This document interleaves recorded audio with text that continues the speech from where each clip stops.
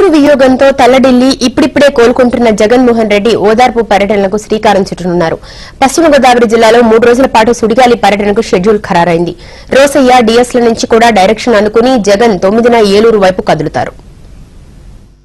దివంగత ముఖ్యమంత్రి వైఎస్ రాజశేఖర రెడ్డి మృతిని తట్టుకోలేక అప్పట్లో అనేక మంది ప్రాణాలు వదిలారు. కొందరు గుండె ఆగి తుది శ్వాస విడిస్తే మరికొందరు బలవన్ మరణం పొంది ప్రియతమ నేతని తమకున్న వల్లమాలి అభిమానాలను చాటుకున్నారు.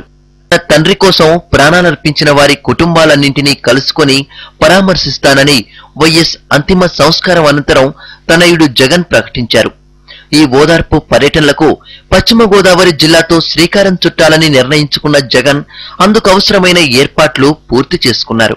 9న ఏలూరుతో మొదలయ్యే ఓదార్పు పర్యటన 2.5 రోజుల పాటు ఎడతెరిపి లేకుండా కొనసాగుతుంది. తొలి రోజు ఏలూరుతో పాటు ఉండి, భీమవరం, ఉంగుటూరుల్లో పర్యటిస్తారు. రెండో రోజు అదే 10న నర్సాపురం, పాలకు, అచంట, తణుకు, తాడేపల్లిగూడెం ప్రాంతాలను చుట్టేస్తారు.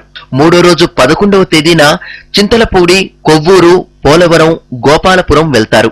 జిల్లాలో మొత్తం 37 గ్రామాల్లో పర్యటించి 42 కుటుంబాలను పరామర్శిస్తారు.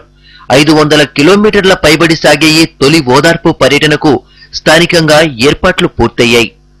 భారీ కాన్వాయ్, రోడ్ షోల్లాంటి హడావిడి లేకుండా టూరంతా నిరాడంబరంగా సాగేలా జగన్ జాగ్రత్త పడుతున్నారు.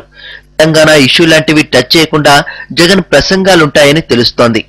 మొత్తం మీద పర్యటన ఎలాంటి రాజకీయ ప్రాధాన్యం సంతరించుకోకూడదని జగన్ వర్గీయులు ప్రయత్నిస్తున్నారు. పర్యటన వివరాలు తెలియజేసి మార్గదర్శకాలు తీసుకోవడం కోసం ఇవాళ సీఎం రోసయ్యతోనూ, రేపు పీసీసీ చీఫ్ డిఎస్ తోనూ జగన్ భేటీ కానున్నారు.